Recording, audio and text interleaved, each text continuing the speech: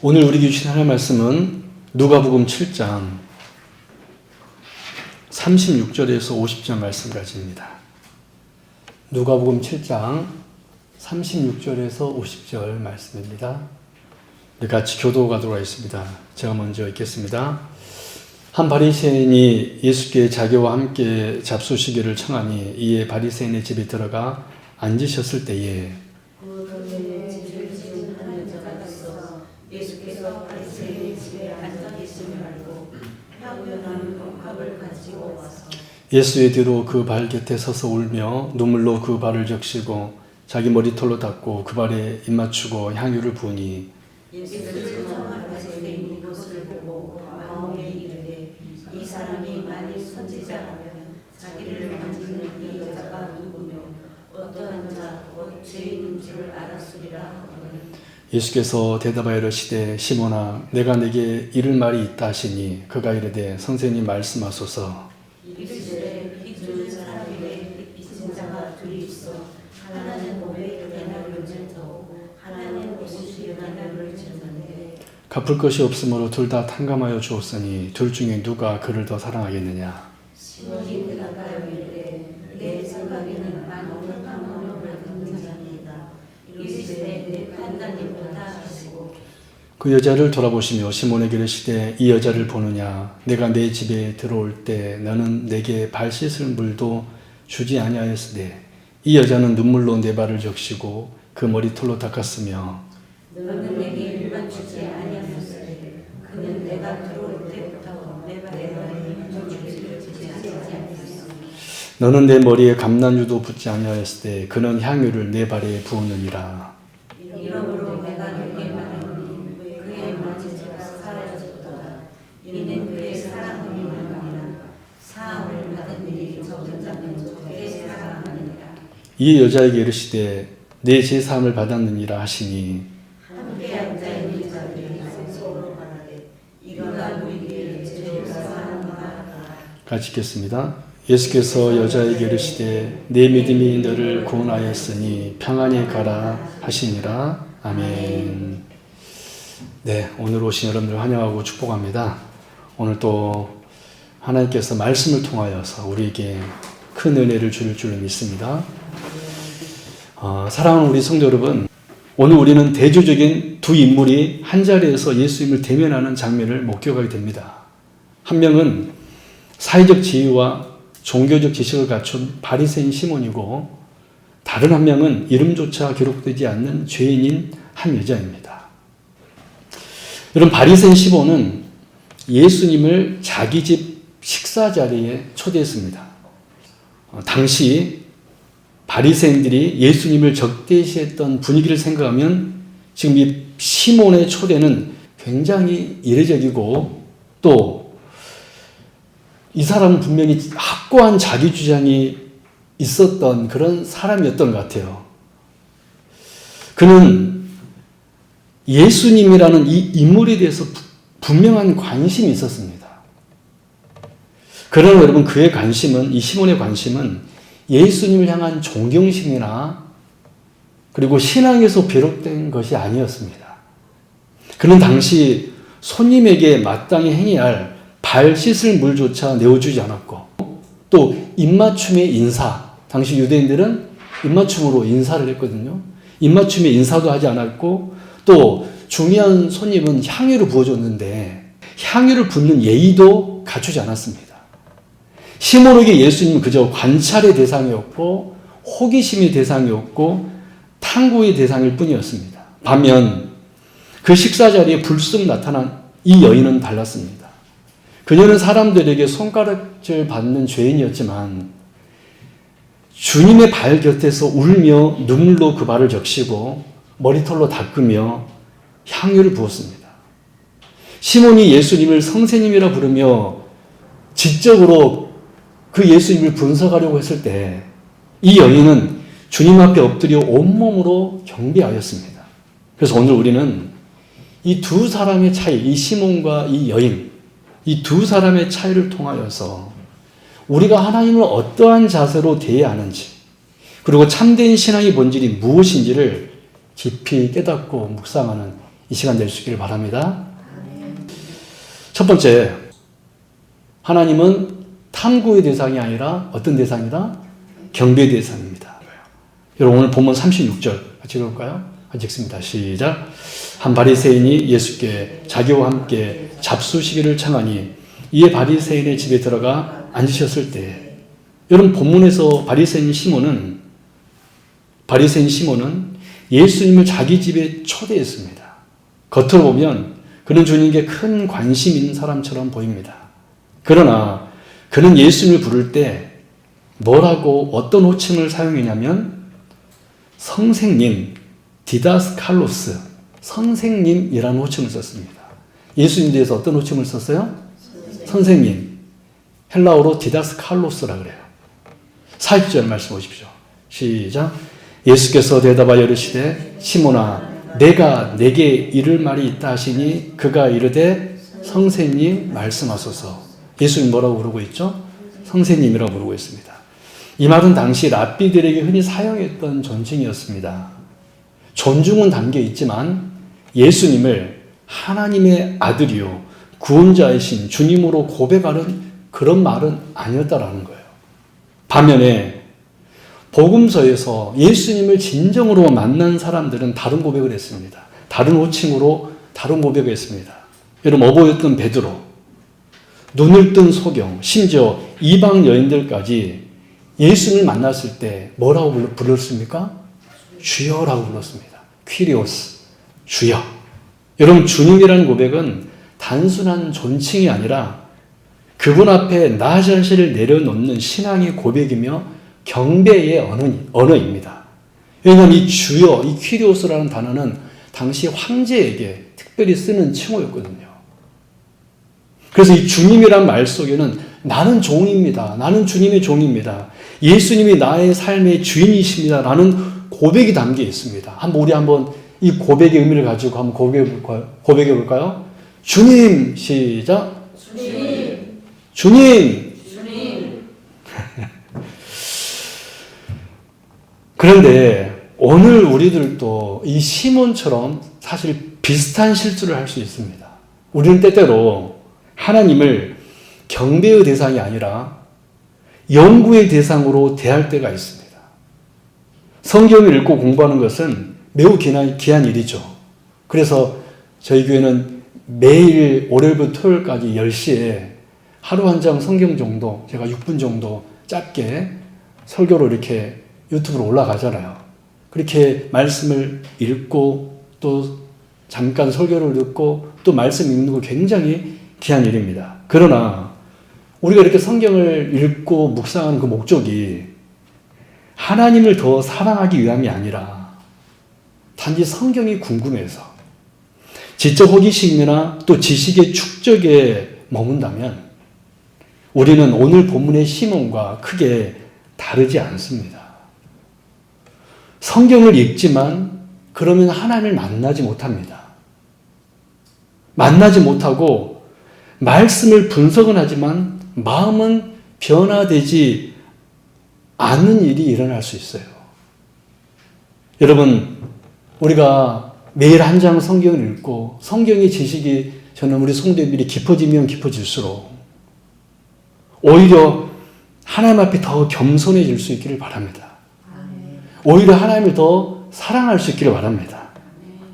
우리 인간은 피조물이기 때문에 하나님을 완전히 분석하거나 이해할 수가 없습니다. 하나님이 하시는 일을 우리 삶 속에서 하나님께서 하시는 일을 우리가 완전히 이해할 수 없습니다. 그러나 우리는 그때에도 우리는 하나님을 볼 때 우리의 관찰의 대상이 아니라 경배의 대상임을 기억할 수 있기를 바랍니다. 할렐루야. 우리는 하나님을 머리로 파헤치는 것이 아니라 마음을 낮추고 무릎을 꿇어 그분을 바라보아야지만이 참된 신앙인이라는 것입니다. 하나님은 우리 지식의 영역에 갇혀있는 분이 아니라 찬송과 은혜의 영역에서 만나게 되는 분이시기 때문에 그렇습니다.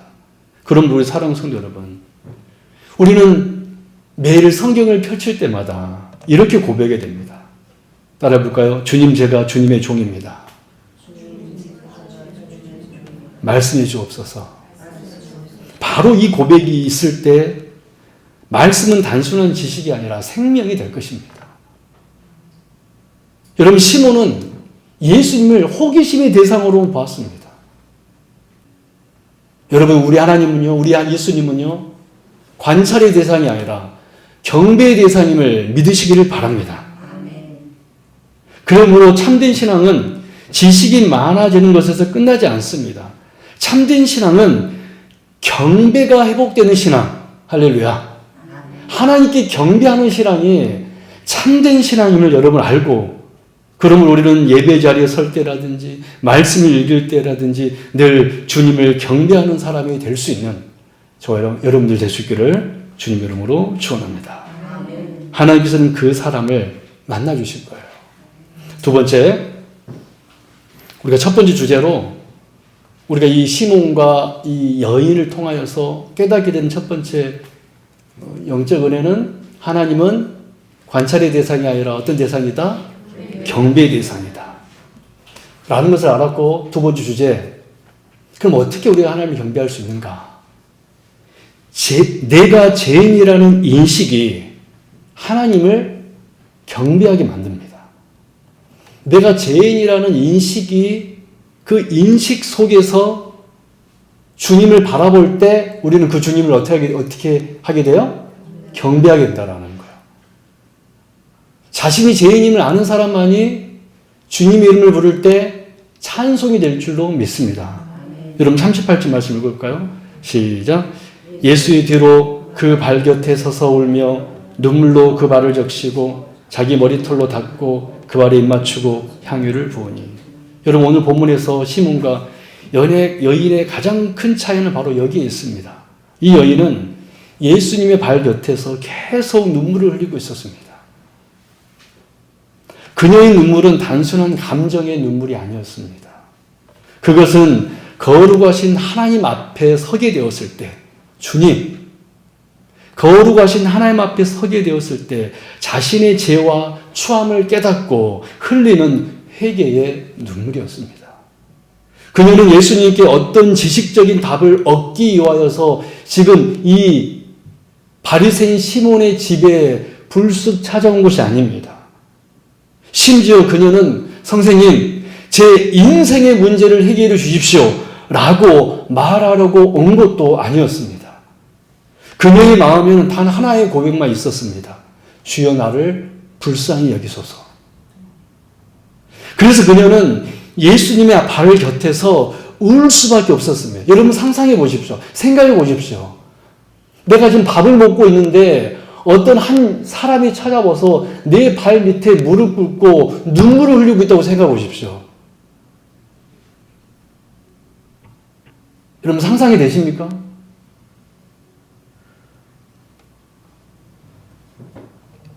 그녀는 주님 앞에 섰을 때 서지도 못하고 그 발 밑에 얼굴을 대고, 예수님 지금 발 씻지도 않는 그 발 밑에 얼굴을 대고 그저 울 수밖에 없었습니다.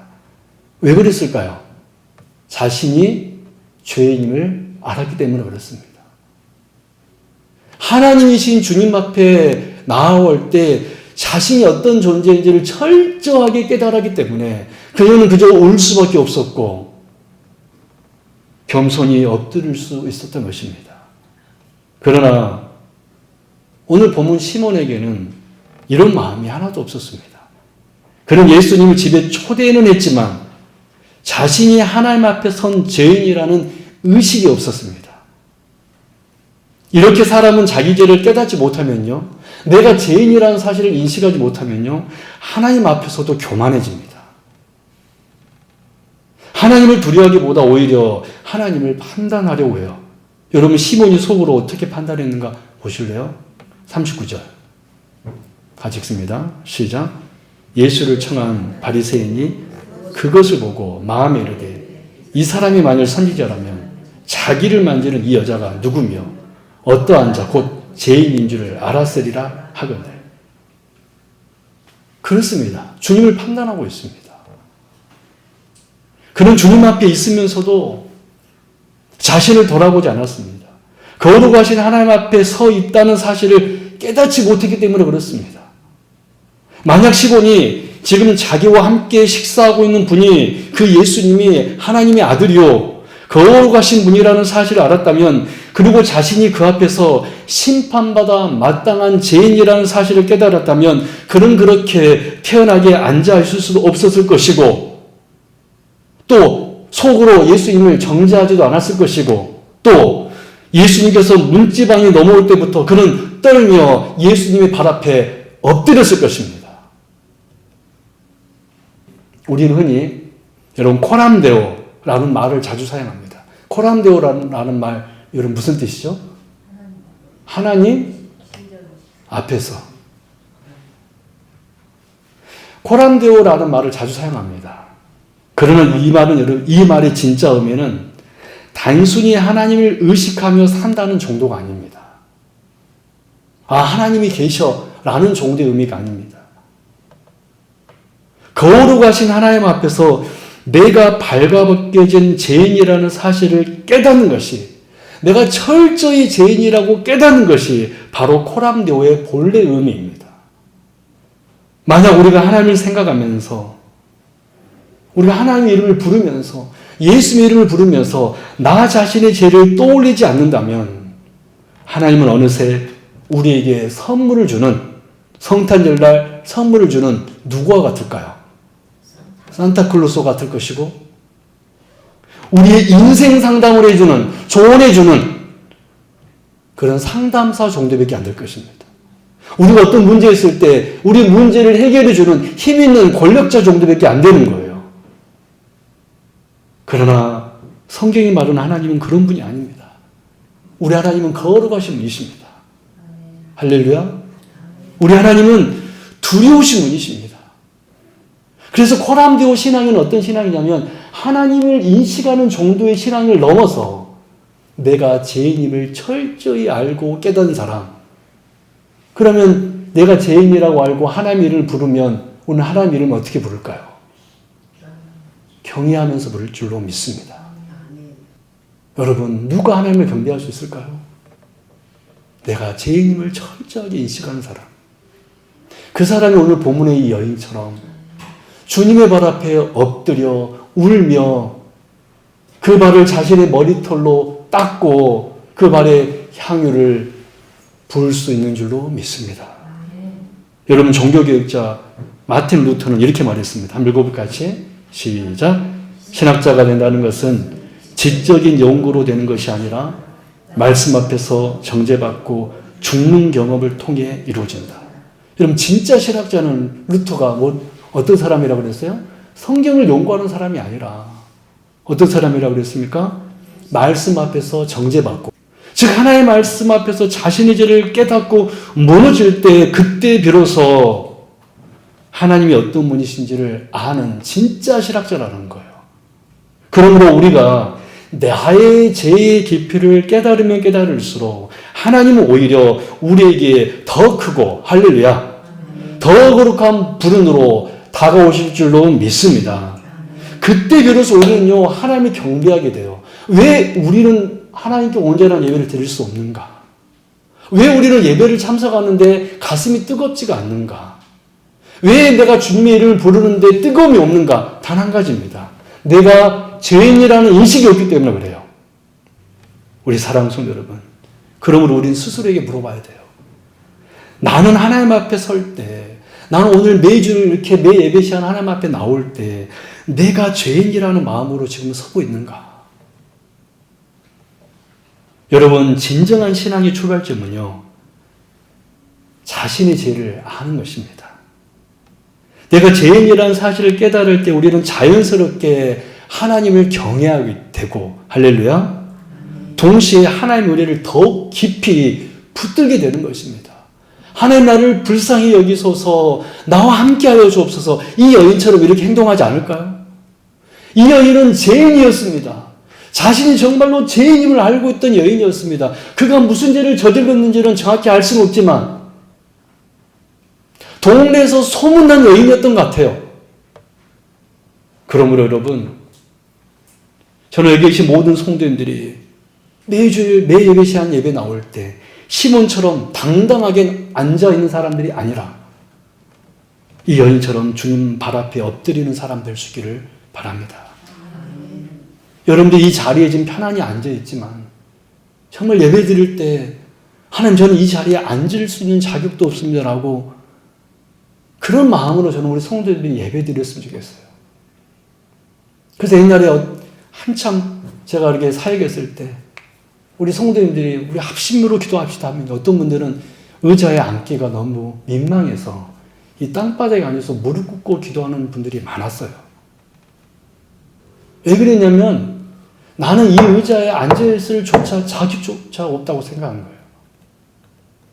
여러분들 오늘 기도할 때 이 땅바닥에 앉으라는 건 아닙니다. 그러나 저는 정말 마음이 움직인다면 그렇게라도 기도했으면 좋겠어요. 할렐루야.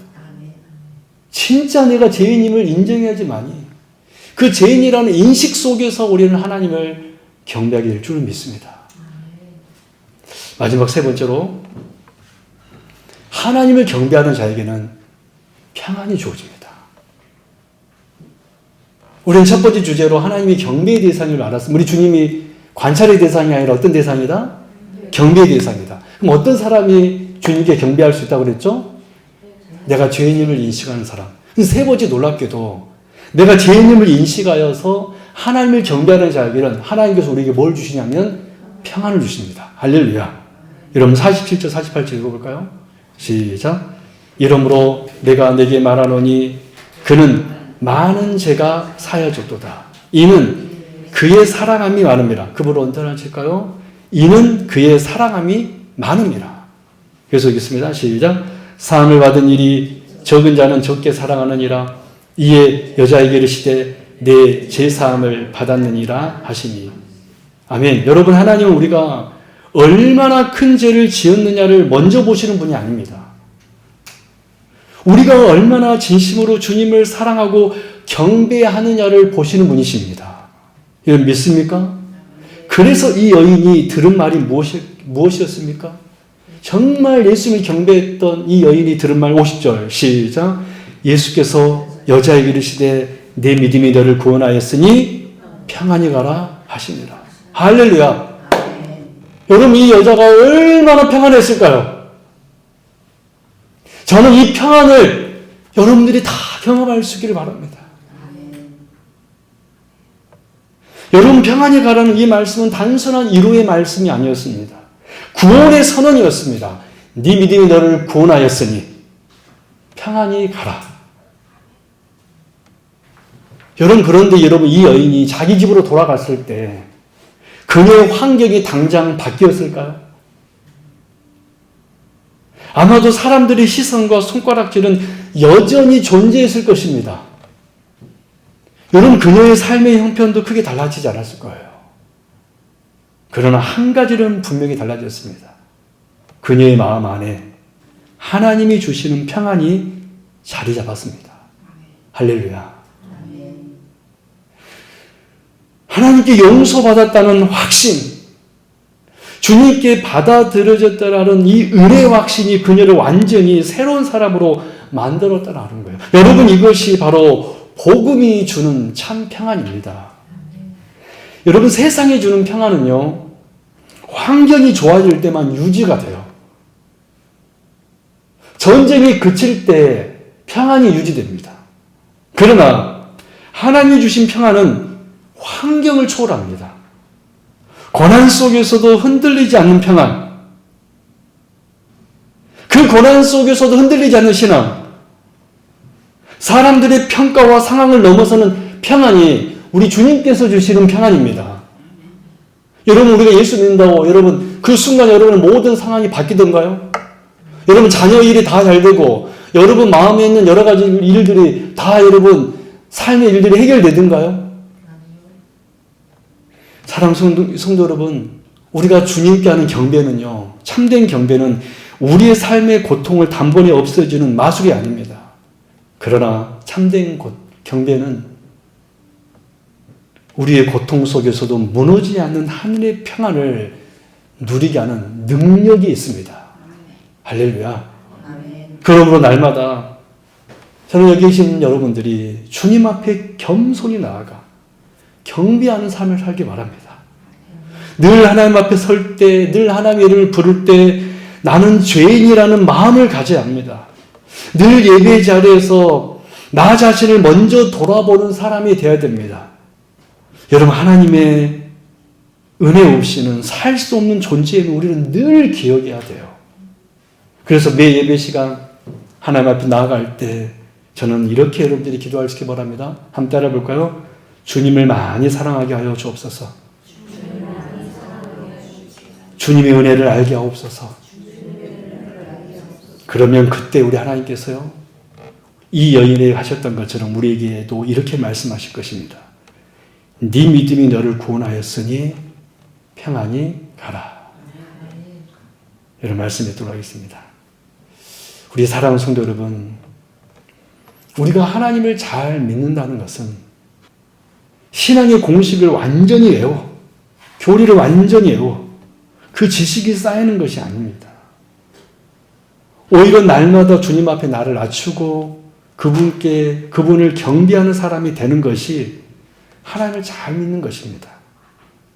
그리고 그 경배는요, 나는 주님 없이는 살 수 없는 죄인입니다라는 이 겸손한 자기 인식의 뿌리를 받고 있어야지만이 그 사람이 경배자가 될 수 있어요. 내가 하나님 앞에 죄인이라고 인식하지 못한 사람들은요, 하나님을 예배할 수가 없습니다. 하나님을 경배할 수가 없습니다.